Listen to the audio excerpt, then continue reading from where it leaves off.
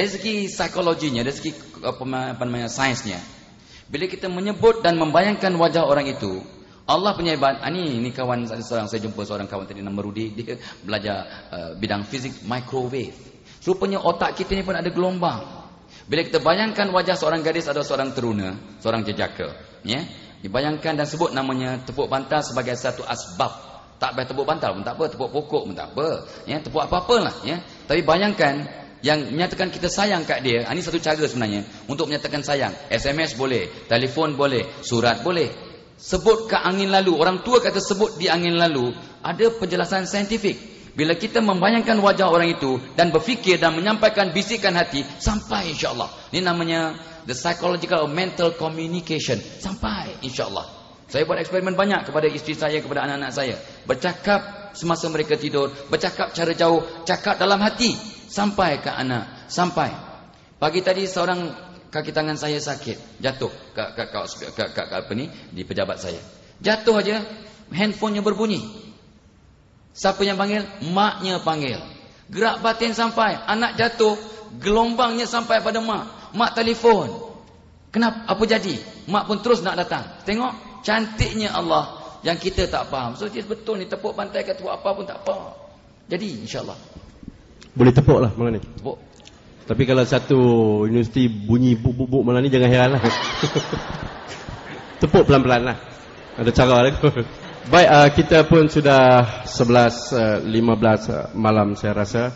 Kita nak pergi ke fasa terakhir ini. Mungkin kesimpulan dan Datuk pun ada petua-petua untuk mendapat pasangan yang perlu dijelaskan. Dan jawapan daripada soalan saudari tadi pun belum terjawab. Doa-doa ataupun zikir-zikir tertentu yang boleh membantu untuk melengkapkan lagi rahsia kita mendapat pasangan pada malam ini.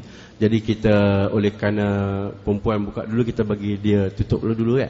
Silakan Datuk Masyitah, kesimpulan daripada apa yang telah kita bincangkan, apa yang kita persoalkan pada malam ini, rahsia mendapat pasangan. Silakan.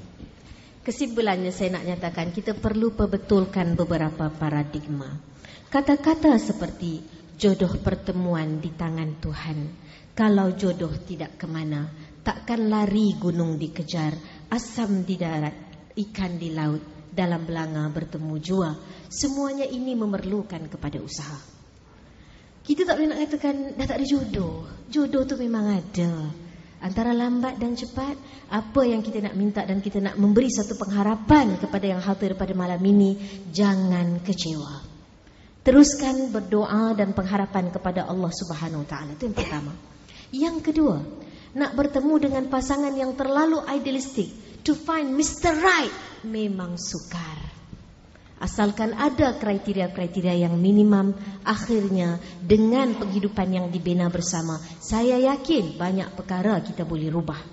Dan yang keempatnya, yang ketiganya, kalau jodoh kita tak sampai lagi, janganlah merasakan seolah-olah kita ni tersisih dalam masyarakat ya. Nak pergi kenduri pun segan lah, malu. Nak pergi, bila pergi orang asyik tanya, bila lagi? Tak kahwin lagi ke? Kerja dah lama dah, adik dah lepas dah. Jangan menganggap kita menjadi satu beban pada masyarakat. Dan masyarakat juga harus merubah paradigma mereka, melihat orang-orang ni seolah-olah macam dengan jadi satu masalah lah kalau tak kahwin. Ya, sebab Nabi bersabda, man kana musiran li an yankah, siapa yang ada Allah Subhanahu Wa Taala bagi pada dia kemudahan untuk berkahwin, summa lam yankih, kemudian dia tak mau kahwin, falaisa minni, maka bukan daripada aku. Tetapi Nabi menyebut juga dalam hadis yang lain, siapa yang nak kahwin tapi lam yastati', tak mampu ni maksud macam mana? Nak kahwin tapi tak ada orang minta, nak buat macam mana? Maka pilihlah, orang kata buatlah cara hidup yang asalkan kita bahagia, asalkan tidak menyusahkan pada orang lain. Ya, mungkin ada orang yang tak kahwin ni boleh dimanfaatkan pada tempat-tempat yang lain, pada aktiviti-aktiviti yang lain. Jadi dalam apa hal sekalipun, pengharapan itu tidak boleh putus dan kecewa daripada Allah Subhanahu Wa Taala. Dan yang keempat, soal zikir. Mandi bunga saya serahkan pada Datuk lah, mandi bunga macam mana. Cuma saya teringat selalu dipesan oleh guru-guru, kita banyak menyebut, kita nak kenal Allah macam mana, kita nak cinta Allah macam mana. Kita tak pernah melihat Allah, tapi kita kenallah Allah seperti yang disebut dalam ayat Al-Quran melalui Asma'ul Husna. Maka menyebut nama Allah Subhanahu Wa Taala yang ada kaitan, seperti Ya Wadud, maka mudah orang mengasihi kita. Sebab Wadud ini maknanya yang maha mengasihi. Ya Rahim, wahai yang maha mengasihani. Ya Latif, wahai yang lemah lembut. Jadi menyebut, yang senangnya kalau kita nak sebut doa banyak-banyak. Orang perempuan, orang lelaki sakit suka ambil doa, tapi lepas ambil doa tinggal dalam buku je.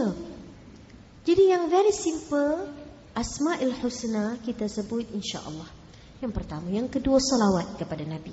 Yang ketiga doa seri wajah ialah membaca daripada surah An-Nur, Allahu nurus samawati wal ard, masalu nurihi kamishkatin fiha misbah, sampailah kepada penghujung ayat ini yang panjang, menceritakan bagaimana Allah Subhanahu Wa Taala mencipta cahaya dalam cahaya sehingga bercahaya.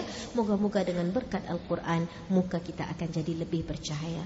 Dan pengakhirnya, ingatlah, ambil sunnah Nabi. Orang yang kahwin ni, segala amal yang dilakukan digandakan oleh Allah Subhanahu Wa Taala, kerana ia merupakan sunnah Nabi. Bahkan Nabi bersabda, barang siapa yang berkahwin, dia telah menyempurnakan separuh daripada agamanya, tinggal hanya separuh saja lagi. Wallahu a'lam.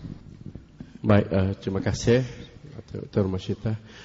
Baik, sebagai kesimpulannya, Datuk, mungkin agak panjang untuk Datuk jelaskan pada malam ini petua-petua untuk mendapat pasangan, namun mungkin diberikan dalam bentuk poin-poin tertentu.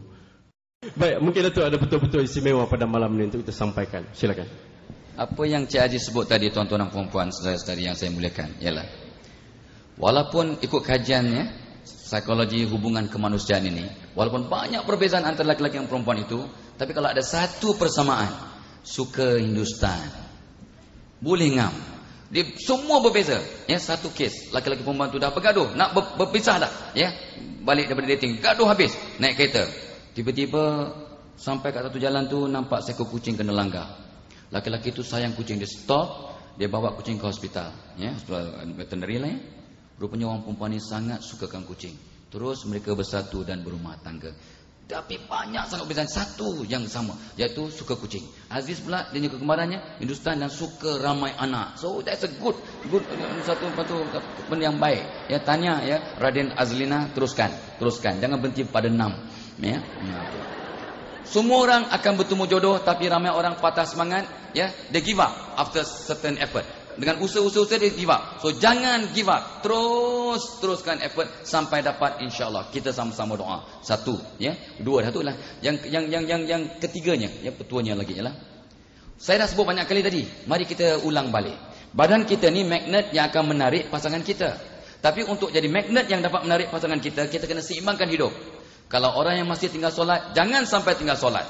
Orang yang solat tak tinggal tapi tak pernah exercise. Nabi suruh exercise. Diet, ya, cara berkawan, seimbangkan. Cari kawan. Mungkin dengan kawan itu kita dapat bakal pasangan. Kawan tu punya ada abang ke, ada kawan ke, ada kawan atau kawan. So cari kawan. Awak tak punya kawan, tak seimbang. Dan cari keberkatan. Awak belajar kat UPM, di UIA, di UKM, di mana-mana universiti, tapi tak berkat. Bila tak berkat, maka jodoh pun tak datang sebab tak ada berkat. Macam nak berkat? Berapa orang yang doakan pensyarah-pensyarahnya lepas solat? Saya buat survey, 3% saja kat Malaysia. 3% yang doakan pensyarah-pensyarahnya, semua pensyarah-pensyarah. Berapa orang doakan kawan-kawannya? 3-4%. Berapa orang yang doakan jiran-jirannya? Berapa orang doakan bekas guru-gurunya? 1%. This is my research. Jadi macam mana nak berkat? Macam mana nak tumbuh jodoh? Macam tu. Oh, ustazah bagi doa. Berkat tak doa tu? Berkat dengan syarat doakan dia. Ya Allah ustazah, biarlah ramai anak 4 tambah lagi 3 ke. Ya, contoh, amin. Mungkinlah. Alright. So itu sorry. So daya tarikan berpusat di hati, kata ulama-ulama. Daya tarikan untuk bakal pasangan di hati. Therefore saya ulang balik, ya, pertanyaan pada sahabat daripada UKM tadi, ya, Zainal Alam, ya. So bertanya tadi, bagaimana kita nak tarik? Cuci hati. Besarkan hati dengan cuci hati. Therefore malam ni semua orang, walaupun dah dapat pasangan ke belum dapat ke, cuci hati dengan solat taubat, ya, dengan istikharah, dengan hajat, lepas tu witir, ya, witir datang malam. Lepas tu sebelum tidur maafkan semua orang. Bangun pagi dengan senyuman, ya, dengan doa, and so on and so forth. Cuci hati, banyak zikir, banyak istighfar, macam yang ustaz dah sebut tadi, ya. Lepas tu saya dah sebut tadi, Sayangi semua orang. Sayangi semua orang.